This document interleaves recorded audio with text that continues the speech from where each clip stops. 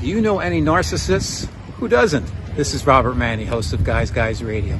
And this week, we've got a special guest, W. Keith Campbell, PhD, and we're going to talk about his new book, The New Science of Narcissism, on our show. We also got comedian and actor Brad Zimmerman from New York City, the star of My Son, the Waiter, A Jewish Tragedy. It all starts tonight at 8 p.m. Pacific Time on KCAA Radio here in Southern California, 102.3, 106.5, FM, 1050 AM. The podcast and YouTube drop tomorrow. Guys Radio, thanks for your support.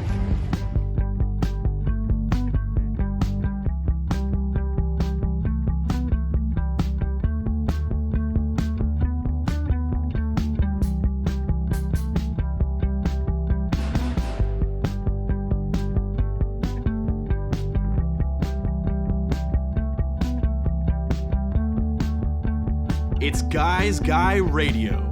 Here's your host, Robert Manni. All right, welcome to Guys Radio. This is your host, Robert Manni, welcoming you to the show where men and women can be at their best and everyone wins. Guys Radio. We're here to inform you, to inspire you, empower you, get you to think, we'll get you to feel, and hopefully get you to act. I bring on guests who are going to share their stories, their insights, their journeys, their experiences to add value to you, the listeners, and I learn a lot when I listen to my guests also, and hopefully we can use some of that information. That's basically it. It's a service. I want people to come on and entertain, but also inform, and that's what we do here on Guys Radio. So we've got a good show for you today. We've got two guests. The first guest is W. Keith Campbell, PhD, and he's written a book called The New Science of Narcissism. I'm looking at the cover right now, and it's of somebody taking a selfie of themselves, and I think we can all relate to that. The concept of narcissism has come more to the forefront in the last 30 years because we're in a culture now where everybody's a brand and everybody's on social media and you need to get likes and followers, and that's how you measure people and all of that. And people are willing to do anything. If you go on Instagram, like, here I am, there's not much mystery there. And it's just, this is how it is. So is it healthy? I don't know. And then we've got people in the public space who, and in the government, who have been accused of narcissism, and we need to talk about it. So let's get Keith on here in a few minutes, and we'll go through what is narcissism, how does it work, can it be healthy, what do you do if you're dealing with somebody with narcissistic tendencies, what happens if with your kids. What's a healthy way? Is there a phase they go through? How do you monitor that? And how do you monitor yourself? So that's what we're going to do with Keith Campbell, PhD. And then we've also got Brad Zimmerman. He is a New York-based comedian and actor. He's got a one-man show that's been syndicated for the past 6 years. It's called My Son, the Waiter, A Jewish Tragedy. It's very funny. It's great storytelling. And obviously the show has been on hiatus for a while because of COVID. And I just thought it was very important to have Brad on as a representative of the performing arts community because sometimes we don't think about the fact that, hey, you know, those performers, those people who make us laugh and smile and feel something, to make emotional connection with us, that they're not making a living right now the same way unless they can figure out how to make some money off of streaming or et cetera. But yeah, hey, I was going to go see the Stones here in San Diego, and that got shut down. And their band, obviously, they're not hurting for money, but they have to cancel a whole tour. And there's a lot of small bands who, they can't get out there right now. And if you are a small band, you need to get on the road. You have to get your face out there. So it's been devastating for the performing arts community, and hopefully we'll get through that. But I want to give a representative, in this case Brad Zimmerman, an opportunity to come on the show, tell us about what's been happening, what the expectations are from his management as to when he can get back out there. And also, I want to give him a platform to do some comedy for 3 or 4 minutes. So that's what we're going to do today on Guys Radio. I also want to talk about an incident that I had this past week that has taught me a lot, and I'm still not done going through the lessons, and I wanted to share it. And I could do a whole hour on this, but I'm not going to. But basically, I'm a boomer, and I had an incident the other night where I had incredible pain, and it went right in my abdomen. It went right through the morning. The next thing you know, I'm having an emergency appendectomy after hours in the emergency room, and great doctors, and I think they did a great job. And what sounds like a simple procedure, it's not. It's never a simple procedure because the appendix wasn't doing well. It was blocked and it had to come out before it burst, and then there was some infection and blah, blah, blah, and then they have to clean you out on the inside. So I know most people have appendectomies when they're 9 or in 3rd grade or whatever, but for me, it happened now. And the older you are, you can bounce back, but it's not quite as easy. That said, I'm on my 5th day of recovery. That said, I am so glad that I take such good care of myself between diet, fitness, rest, spirituality, meditation, etc. I know that the way I take care of myself, I'm not going to say it saved my life, but it's made this experience a lot more palatable than it may have been.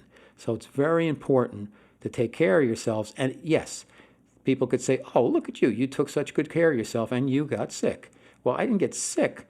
You had something that was infected in your body, an organ. Like, okay, yes. However, because I have been so healthy, I was able to endure this and endure it as strongly as I could and get through it. And believe me, this was not easy, and I'm still going through a lot of the trials and tribulations of recovery, but I'm getting through it, and I know I am through it, and I've had all types of lessons, downloads come down to me as I've been in bed at night and shivering and sweating and having crazy dreams and all types of stuff and detoxing and all the meds they give you, and you just have to go through it and be selective about what choices you make along the way. But this is what happens. Life throws things at you, and you need to be ready for those random times when something could happen. For instance, you're a great driver and you're driving down the street and somebody is not paying attention, they're texting you something, and they start to drive like right at you. What do? You have to have your wherewithal. You have to be on it. And if you have your instincts there and you have your reflexes, you get out of the way.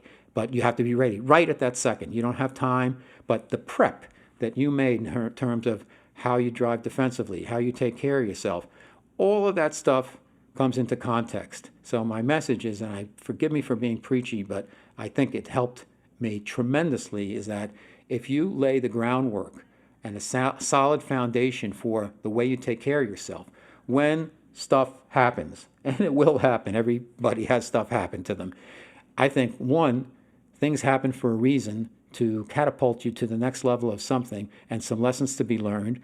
And secondly, you've got to be prepared. You have that basis of a foundation of you're in good shape, and this way you can withstand what gets thrown at you. So forgive me, but this is what happened to me. And as you can hear, I'm not 100% myself right now. I'm doing the best I can, but I wanted to be here for you. The show must go on, so I'm doing this show. And I think the message is a really important one, that we have to take care of ourselves because stuff happens. And if you do take care of yourself, when stuff happens, you'll be in the best position to deal with it. So anyhow, Guys Radio, we've got a couple of great interviews coming up. Thanks so much for being here.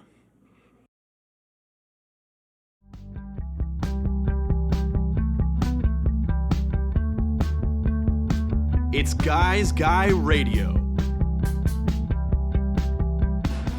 All right, Guys Radio, your host, Robert Manni. I've got a special guest. We're going to talk about something that's very prevalent and relevant in our culture today, and that is narcissism. So I have one of the top experts in the world on that. His name is W. Keith Campbell. He's a PhD, professor of psychology at the University of Georgia, as well as the author of the Narcissism Epidemic, When You Love a Man Who Loves Himself, and more than 120 peer-reviewed articles. He lives in Athens, Georgia, where I assume he is right now. And we're going to talk about his new book, The New Science of Narcissism, Understanding One of the Greatest Psychological Challenges of Our Time and What You Can Do About It. And I have a copy of the book here, and it's got a guy holding up a phone. Somebody's taking a selfie. We haven't seen much of that. Welcome to Guys Radio, Dr. Campbell. Hey, thanks for having me. Well, my pleasure. So why don't we start right at the beginning? What is narcissism? Yeah, narcissism, in the shortest sense, is an inflated view of yourself thinking you're better than other people, maybe having a sense of entitlement. And that's generally how we use the word. But when we talk about in psychology, we tend to be a little more technical or nuanced about it. And I'm happy to go into it with your audience a little bit. First, we think about narcissism as a personality trait. And what that means is everybody's on there at some level. Most people are kind of in the middle on narcissism, but some are really high and a few are pretty low. So it's something normally distributed. And within that trait of narcissism, there's two different forms that we run across. The first, which is what most of your listeners are familiar with, and what you see when you're, watching the news, you're getting in bad relationships, have a terrible boss, it's more grandiose narcissism. And that's kind of this combination of this self-centeredness and antagonism, along with some ambition and drive. So it's an interesting combination because you have people who are very driven and can sometimes be very likable and charismatic and extroverted, but are also sort of entitled and antagonistic and can be manipulative and exploitative. And so that's a more grandiose form. And then there's this other form, which is more vulnerable. And it's the people who are self-centered, but are also a little bit insecure, have low self-esteem. These we sometimes call shy or covert narcissists or basement narcissists because they're living in their mom's basement, because they're a little fearful, but they think the world should be coming to them and giving them greatness. So those are the two forms we usually talk about in traits. And then I'm happy to talk about the third form, which is the clinical diagnosis or disorder of narcissistic personality disorder. Why don't you, real quick, touch on the third part too?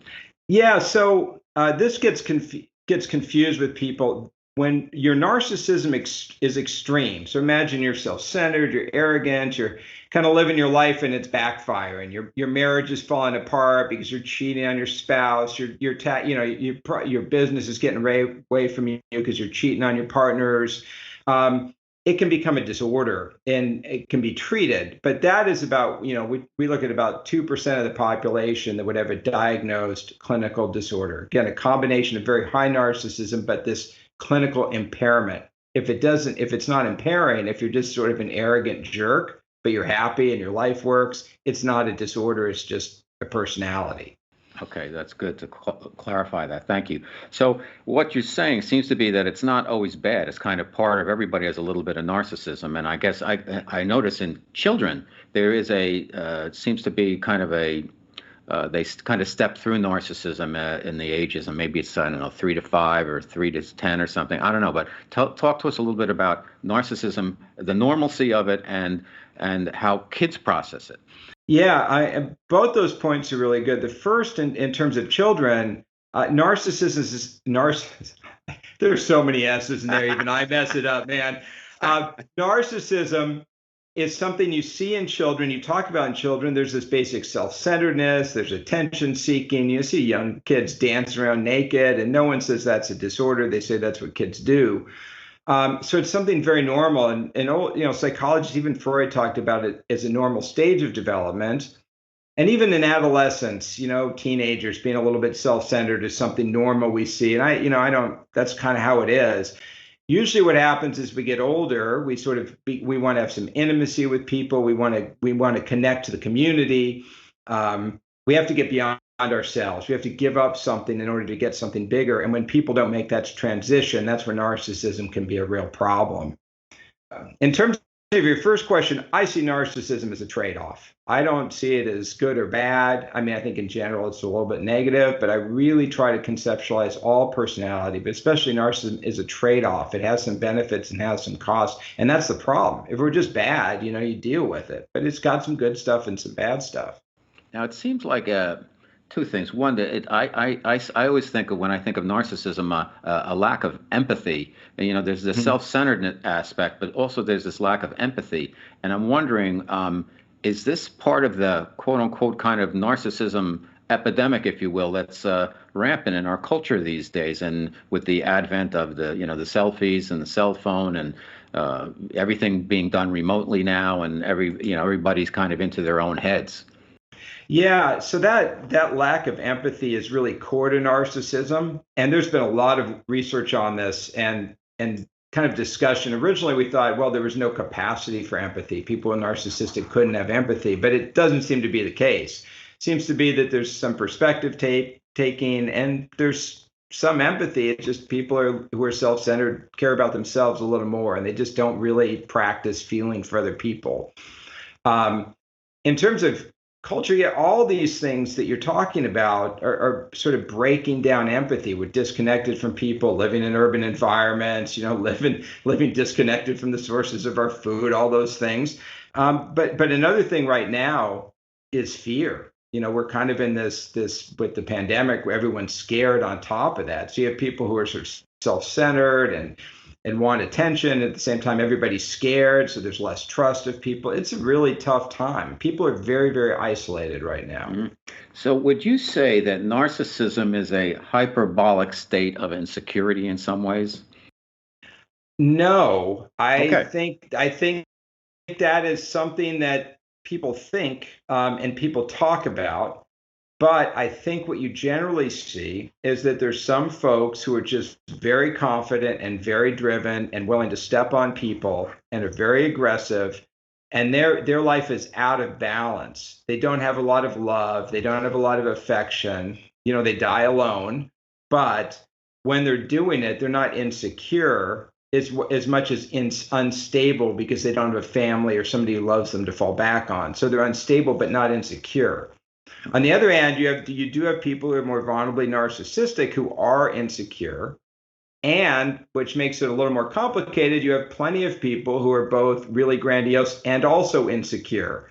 So what you'll have is somebody who has the characteristics of a really ambitious, driven person, but also maybe some early trauma or bad stuff happens, and they become a little bit unstable. And sort of that drive is about self-promotion. So you can get some interesting combinations. Okay, Dr. Keith Campbell, W. Keith Campbell, PhD, is our guest on Guys Radio. We're talking about narcissism and his newest book called The New Science of Narcissism. Question, with families, why is it that some members of a family display narcissism and others don't? Well, or is there a reason? I mean, I think I'm not sure exactly how you're asking the question in terms of how to, so I'm going to address it two ways. Okay. One, in terms of family structure, you do sometimes see families where both parents are somewhat narcissistic, and that sort of works, but you often see these more dysfunctional families where there's sort of one parent who's this really narcissistic figure and can be a tyrant or really, really destructive. And so that's something that you do see. But the reason for that is if there were two people like that, it would probably be a disaster, and it's hard to find two people like that in the first place. In terms of really just heredity, narcissism is genetic in some basic sense. Like all personality traits, it can be inherited. It runs in families just like depression does or anything else. And so, like any family, you go, well, everything's heritable, but you have kids, everybody has kids. They realize your kids are completely different. I mean, if they're not identical twins, kids have very different personalities, even with the same parents. So genetics matter over time and in the big picture. But in a single family, they're not as clean as you'd think. How about are there different areas of the brain that work with empathy versus narcissism? I'm going to say I don't know the answer to that right now, because the work we've done on personality and the brain in terms of neural structure, neural processing, or circuitry is just falling apart. I mean, just the findings have not been stable. I mean, when I go to conferences, I talk to people, they just can't find a lot of stable findings. There is a lot more work on empathy, but even some of that's fallen apart. So I just don't know to answer a lot of that brain stuff. Okay.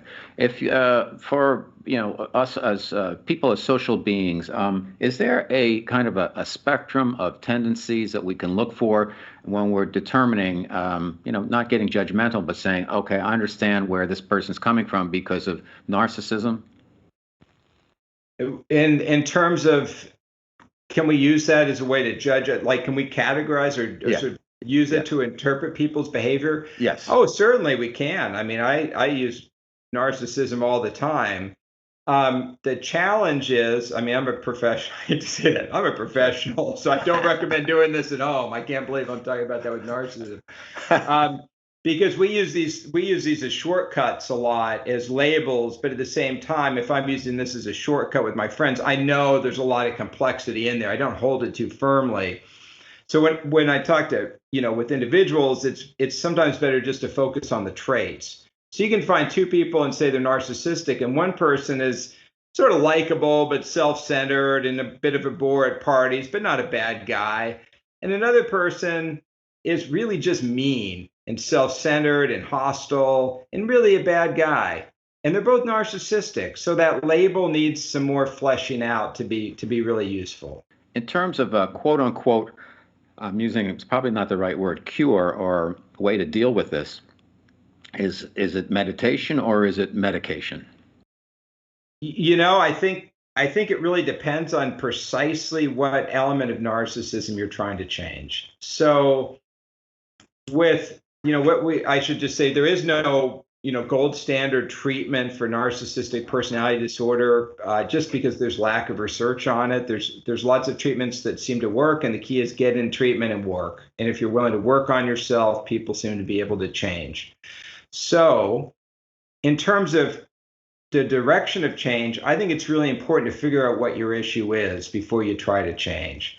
So personally, I get entitled sometimes. I deal, with a lot of interactions. I'm like, why isn't this more efficient? Why isn't it more effective? My issue is entitlement. And really, I can work on that with something like gratitude. Like, dude, relax.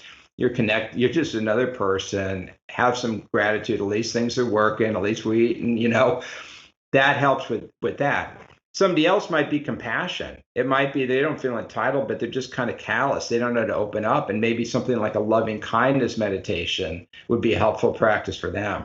So I think it's just you kind of nail down what that piece is. If it's ego, if you're just ego, you have accountability. You just keep a record of all your mistakes. So you can go look at yourself and say, I screwed up here, I screwed up here. Maybe when I pick this next stock, I should be a little more cautious than I feel in my head.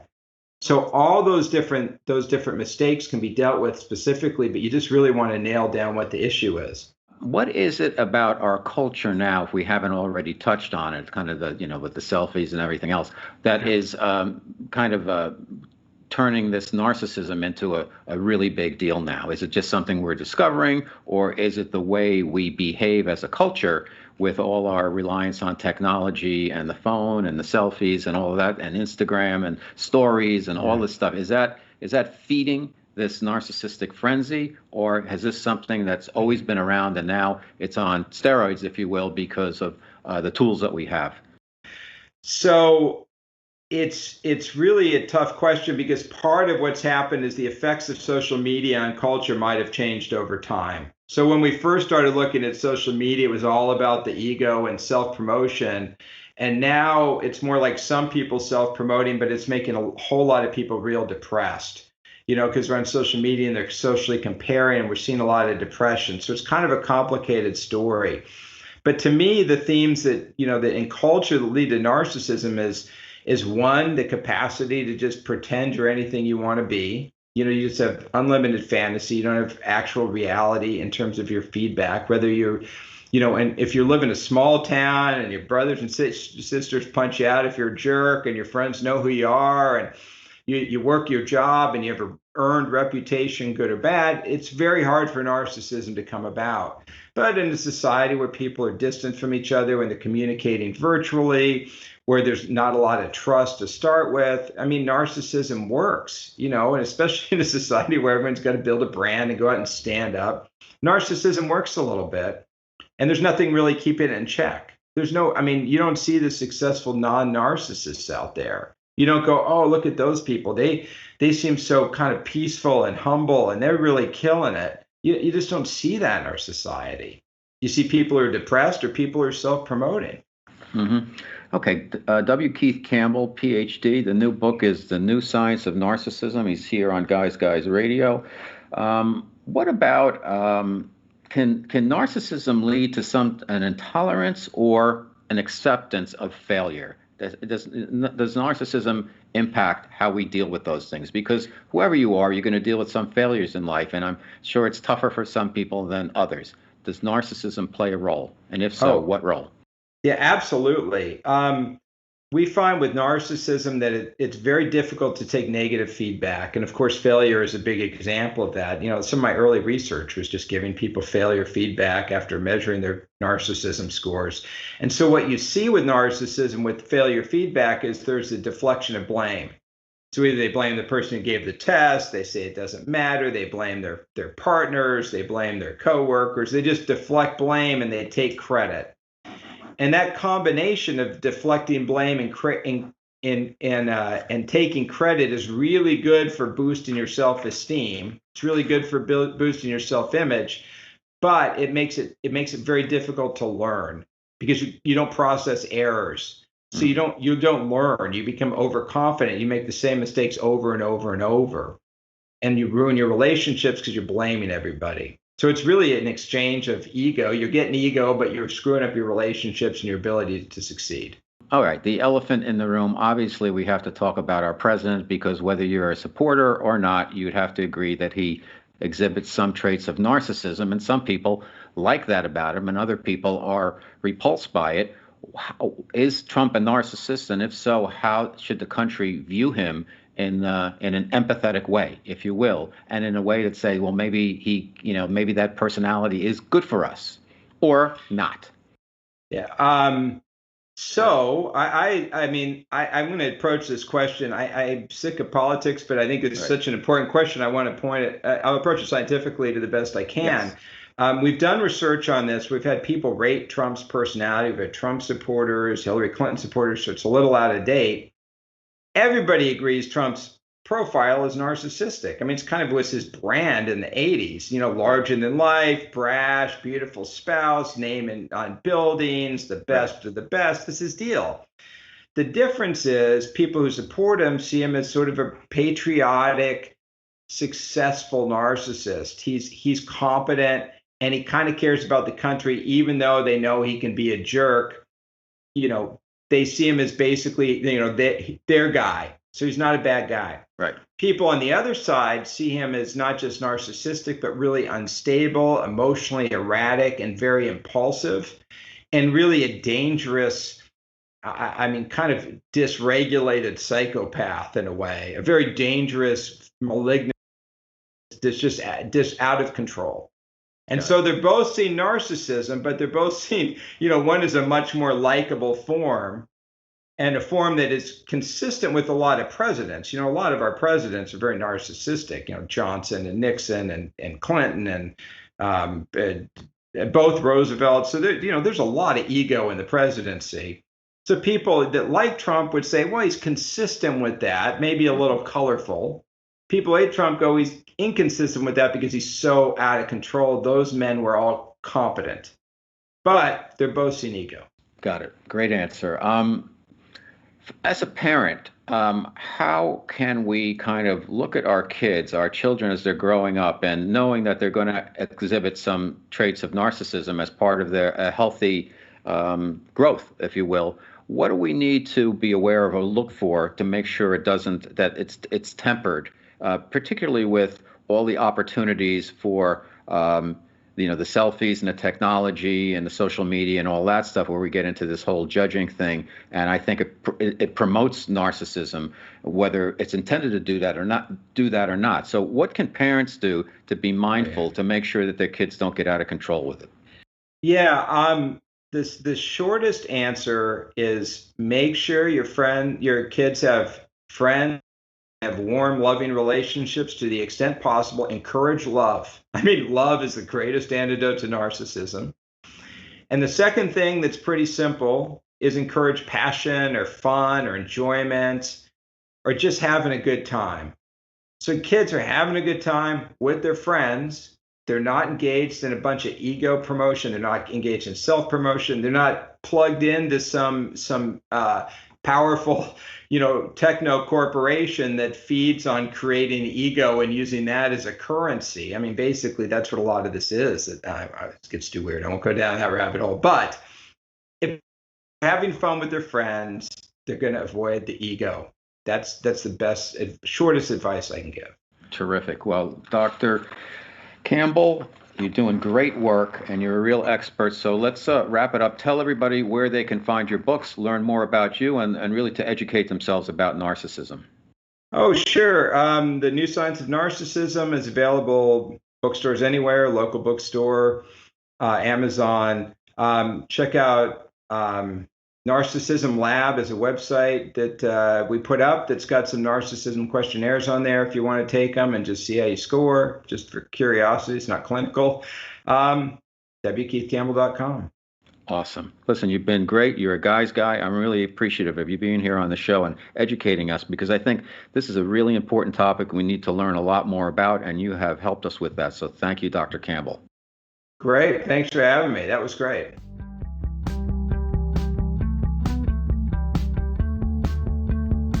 It's Guys Guy Radio. All right, Guys Radio, your host, Robert Manni. I've got a special treat for you today.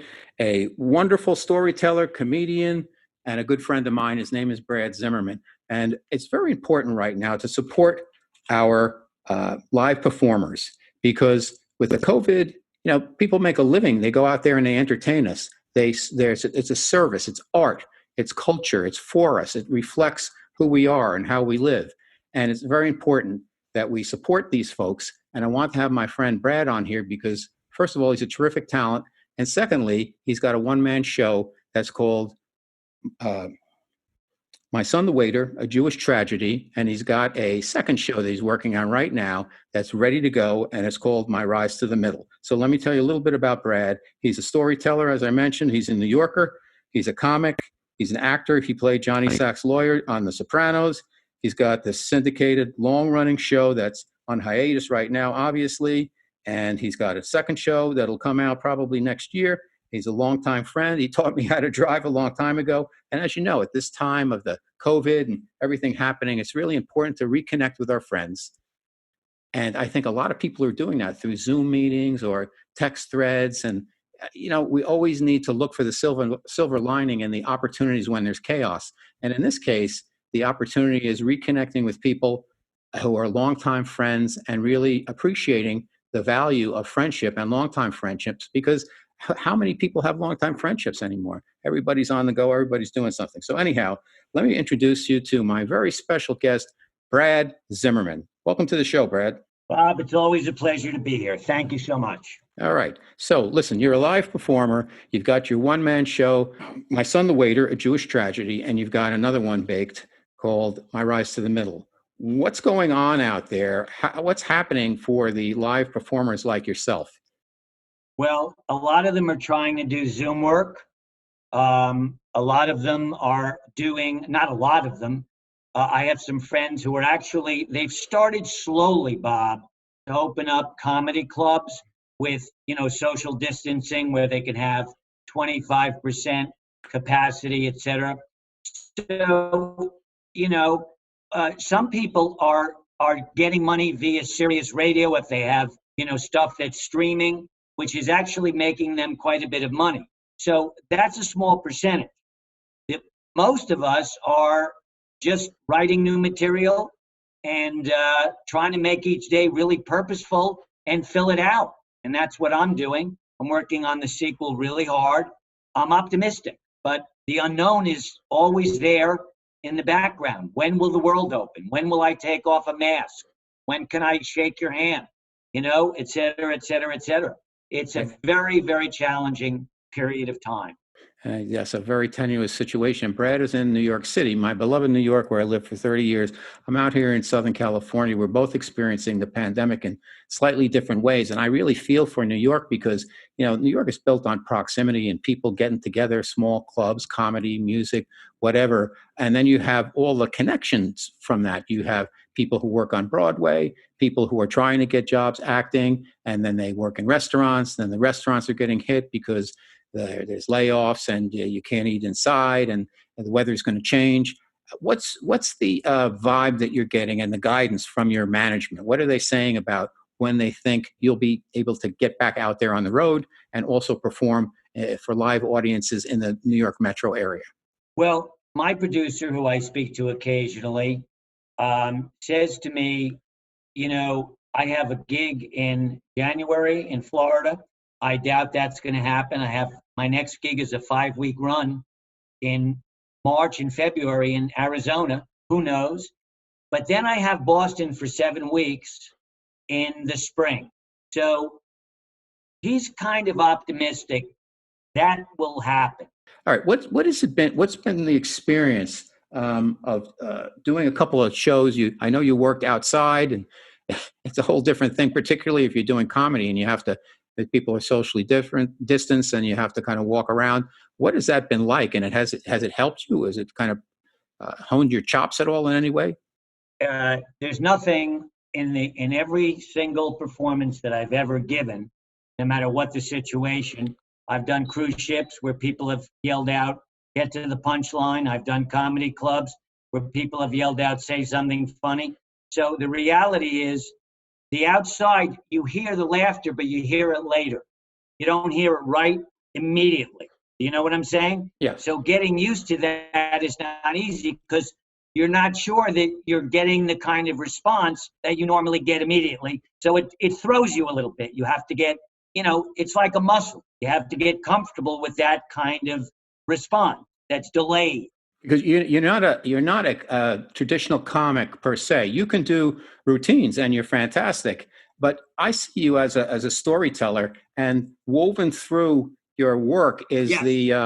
the experience of being a New York Jewish person. That's correct, right? And what does that mean to you? And what does it mean to your Yes, work? that's That story. absolutely.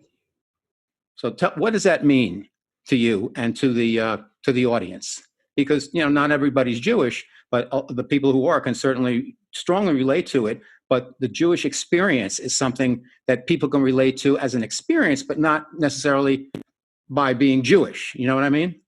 Yes. Well, actually, for my money, that question really kind of relates to the Jewish mother. Okay. There is a joke in my show that goes, there's a big controversy on the Jewish view of when life begins. In Jewish tradition, the fetus is not considered viable till after it graduates from medical school. Now, that is that's more the mother. That's the mother's whole thing. I've had so many mothers, Indian mothers, Chinese mothers, African American mothers come up to me and say, "We get it." Yep. So it's a universal piece because it doesn't just relate to how a Jewish mother is responding to her son struggling. It relates to the fact that, everybody is in the same boat in terms of the mother wants the child to be happy, to be successful. I think the Jews get it, but I think everybody does. What do you think the main message is in the show? And, what do you want people to relate to or take away from the show? Because it is a memoir, and there's a lot of truth in it, and there's a lot of emotion, a lot of heart in it. And when you're sitting in the audience, you look at it and like, wow, this guy's putting it out there. I'll give you a heck of a lot of credit. You put it out there. Your heart's out there on a plate. And it can even be a little bit at some points like, I don't want to say discomforting. It's too big a word, but like, wow, I can't believe how honest he's being. What are your thoughts on that? And what has been the reception to that? Well, that's a great question. It's a subjective experience. Every time I do the show, I know that there's going to be people who think it's great. There's going to be people who think it's very good, people who think it's good, and people who think it's okay. So, in terms of the emotional and all of that, I think authenticity, which is what I really bring to the table more than anything, is you can't not pay attention to somebody who's being real. I really believe that, even if it's comedians. There are a lot of comedians who are not funny to me because there's no authenticity in their anything that they do. But if somebody's really being real, yes, there's going to be people who are uncomfortable. The message you asked about, I think it's if you can find what you love to do and are willing to pay a price, because it's an enormous price. You come to that fork in the road. Do you want to write that novel knowing that you may never get it published? Or do you want security of family and not to struggle? So you go to business school. Who goes What is the percentage that stay with the novel? Tiny. So my feeling is find something you love, get great at it, put it out there, and that in itself is success. Tell us about your seminal piece of work, the My Son the Waiter, A Jewish Tragedy. What is that really about, and what do you want people to get out of it, and what are they getting out of it? I know there's a very strong relationship between you and your mom in it. Your dad's a little bit in the background. It's a universal theme. And then there's the Jewish angle also, but that a lot of Jewish people can relate to. But overall, what are you aiming at with this one-man show? Well, I think that based on having done it 6 years, that the thread of the piece is a man who stays the course. And in other words, he chooses something to do that is, in a sense, a good fit, even a better fit once I stop doing the acting, even though it's always there, and turn to comedy. The writing, performing, and being my own boss, that's a nice little, it's like a one-person show, a one-man sport, like tennis. But I think the thread, Bob, is if you can find what you love and you try to master it. David Mamet said, if you choose mastering a craft over a paycheck, it's pretty courageous. I don't think of myself as being courageous at all. I just think of myself as somebody who didn't want to work for my father or in the institutional world. Mm-hmm. Given who I am, I needed something creative. I needed something where I could be in front of an audience, and I found it. And, the idea that I've been in the same one-room apartment for how long have I been? For 39 years. I see mansion. And at first it's like a little like, and then that leaves because I'm fine right where I don't need 11 bathrooms. You know what I'm saying? Yep. So I'm good. Okay. My rise to the middle. So where does that take you in your journey? I think that it digs deeper. And it's not a hybrid, not part stand-up, but it's all theater. And I think it takes you deeper into the why it took me so long to get some momentum going. When I first, I remember I wrote a new line, which I'm not going to do tonight, but I wrote a new line, which I love, is that my ambition when I first moved to New York was geared more towards not overexerting myself. Do you know what I'm saying? It's like, pursuing a career was not as important. I didn't want pursuing a career to interfere with my sleep. You know what I'm saying? So the reality is I went from that, which was passive and afraid and to, somebody who's now very, very much driven. And Bruce Springsteen says it in the foreword. He said, craft and all that, get good, this and he said, if you want to take it all the way to the end of the night, there's a fire in the hole that just won't quit burning. Now, I have the fire now, but it took me a hell of a long time for that, for it to get, started, know? Mm-hmm. So that's gratifying unto itself. It just came very late. Okay. How about doing now you probably will go, because the second show is sensational. I've seen it a few times, and you're going to get a deal. And obviously it begs the question of a trilogy. Are you going to do, I guess that's in your plan, thematically, any thoughts on that? And then are you writing material based on COVID? And do you think the comedy world will actually weave COVID into routines? Absolutely. I don't think they have any choice. In fact, and I'm not going to do it tonight, but somebody sent me this. My mother is conflicted by the mask. On one hand, she's glad that it keeps me safe, but sad that she gets to see what I would have looked like if I had gone to medical school. So, that's something that people will say, and, they're going to laugh. I may open with it when I do my sequel. Oh, I love it. It's a great So yes, they're gonna talk about it. The bottom line, Bob, is that you can't come out as a comedian when the world opens again and talk all of a sudden talk about, oh, my daughter's having problems, and you have to somehow weave yourself in. And I'm not saying you mention the COVID, but you have to mention something that we've been through. Got it. So people, and then you go from there. Okay. And I think that's what I'll have to do. We're going to do a couple things here. One, I want to get the information out there from Brad as to where people can catch his YouTube act and also his website. And then Brad's going to give us a couple of minutes of material. I'm going to step back and I'm going to turn the mic over to Brad. So tell us where we can find you, and then have at it, my friend. Okay. So my YouTube show is called A Bit of Brad. That's the name of it's on YouTube, A Bit of Brad. I will also be at the Morristown Mayo Center for the Arts on November 7th doing the sequel. This is in New Jersey. And that's November 7th at 7:30. Tickets are already on sale. It's a fundraiser. I offered to do it because, you know, you spend money to make it. So right now, that's pretty much it. I'm doing a Zoom thing tomorrow night that I think is being streamed, and it's another cancer fundraiser, so I'm not getting anything. But it's a chance to help, you know, causes. So that being said, let me just tell you a little bit about myself from my show, My Son, the Waiter, A Jewish Tragedy. Moved to New York in 1978 to make it as an actor. For the next 29 years, I worked as a waiter. That's a lot longer than is considered understandable. By 1982, the job had lost its freshness for me. So then it became one of those things I do that I don't place a premium on being the best. I would go to work essentially to leave.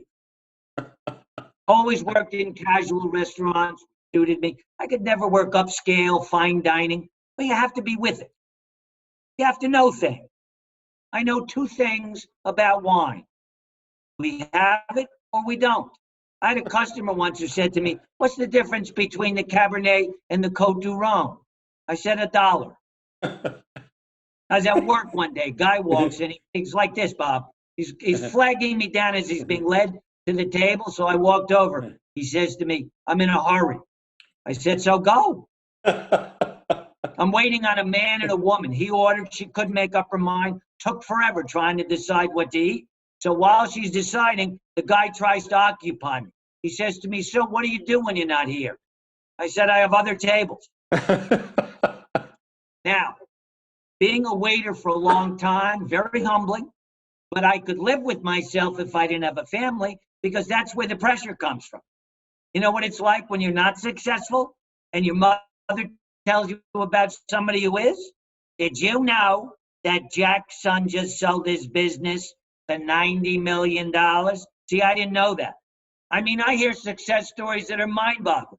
This one's the top headache doctor in the world. This one's building a home in Florida, 125,000 square feet. Imagine what she tells her friends about me. If all goes well, I think Brad is going to buy a bookcase. So I was on a bus the other day. Woman sitting behind me having a cell phone conversation, one of these upbeat, perky, living her life at my expense cell phone conversations, you know. "Michael's taking me to Barbados. I love my ring. Guess what? We saw a house in the Hamptons we both like. You'll have to go out. You'll have to go." So I took out my cell phone. I started showcasing my life. I just borrowed $5 from a busboy. I haven't had a girlfriend since Watergate. But guess what? For my summer vacation, I put my fan on high. So, by the way, I'm going to visit my mother for Thanksgiving. One time I was visiting her. I was sitting in the living room watching television. She's in her room reading. This drifted in from the other room. "Brad, Jane Bendel's son, Mark, just got a hair transplant. She says it looks tremendous. You can't even tell. Whatever it costs, $2,000, $2,500, I'd be more than happy to pay for it." I would love a full head of hair. You have no idea. But I want to grow it. I don't want it appearing out of the blue. I don't think hair is something that should prompt the question, "Where'd you get it?" Thank you. All right. Fantastic. My buddy, Brad Zimmerman, the name of the show. The current show is My Son the Waiter, A Jewish Tragedy. The new one is My Rise to the Middle. I don't know what the name's going to be for the third one, but it's going to be great. I love you, buddy. Thanks so much for being here. Stay safe, stay healthy, and we'll see you soon, face to face. Okay, now I'm going to order my dinner. Is that okay? That's good.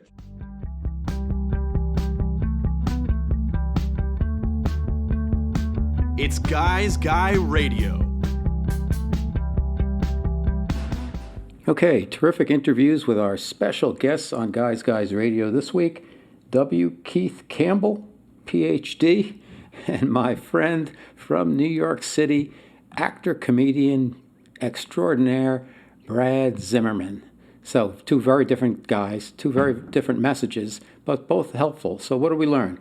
From Keith, I think about narcissism, we learned that narcissism can be somewhat healthy and it can be a stage that people go through. But on the other hand, if it's not in moderate doses, it can get out of control.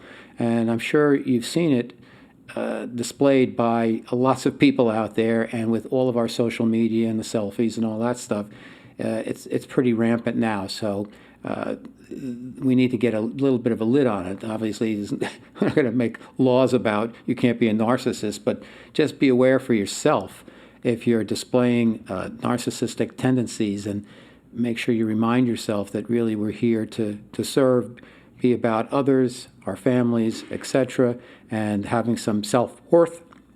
Nothing wrong with that, but let's not make it, all about you, because it isn't. There are other people.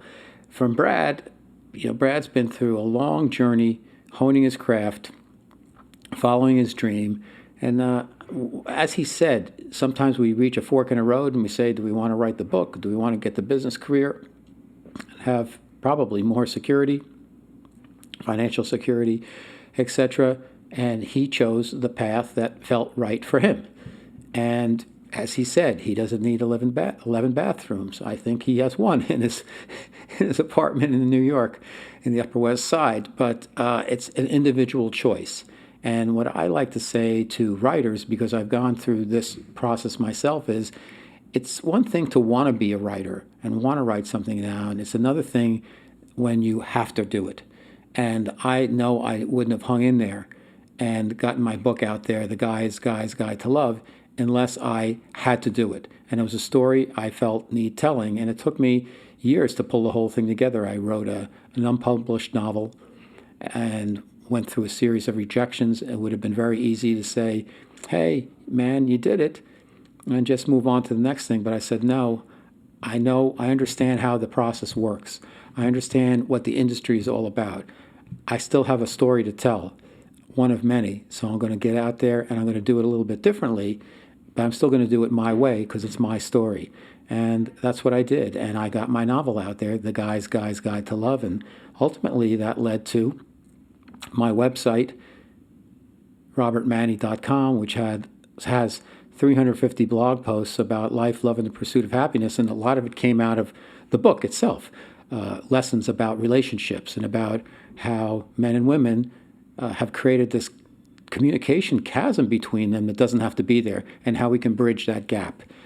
And now we have Guys Guys Radio, which started with Brad. And the story behind that was I had a show coming up. I had done 4 shows with somebody else as a guest host. And she told me right before the 4th show was supposed to air, she said, I don't want to do this anymore. And I'm like, oh. And so it was up to me to find somebody as a guest and do it on my own, or say, that's it. That was fun. And I decided to do it, and I called up Brad, and he was gracious enough to show up. So I consider my first show with Brad as my first Guys Guys Radio show, and I'll always be appreciative of Brad's friendship and Brad showing up for me when he did. So, Guys Guys Radio, we're here every Wednesday evening on KCAA in Southern California at 8 p.m. Pacific Time, 102.3, 106.5 FM, 1050 AM. The podcast and the YouTube drop every Thursday. The YouTube is at Robert Manni. You just go on YouTube, look for that. And it's called Guys Guys TV. And as I've mentioned in the past, I'm so pleased because the show is now ranked in the top 100 podcasts in our category in Canada, the UK, and Australia. So we're doing some good things, and I think we're accomplishing the goal of bringing on guests who share their journeys, their stories, their insights to help you be informed, be inspired, be empowered to think, to feel, to act, and maybe look over the fence, look beyond that fence in your backyard and say, hey, what else is there out there besides what I'm getting fed in the mainstream news? So Guys Radio, we're here for you. And I'm so appreciative of my listeners and my guests and just for being here. So Guys Radio, as I always like to say, guys, finish first.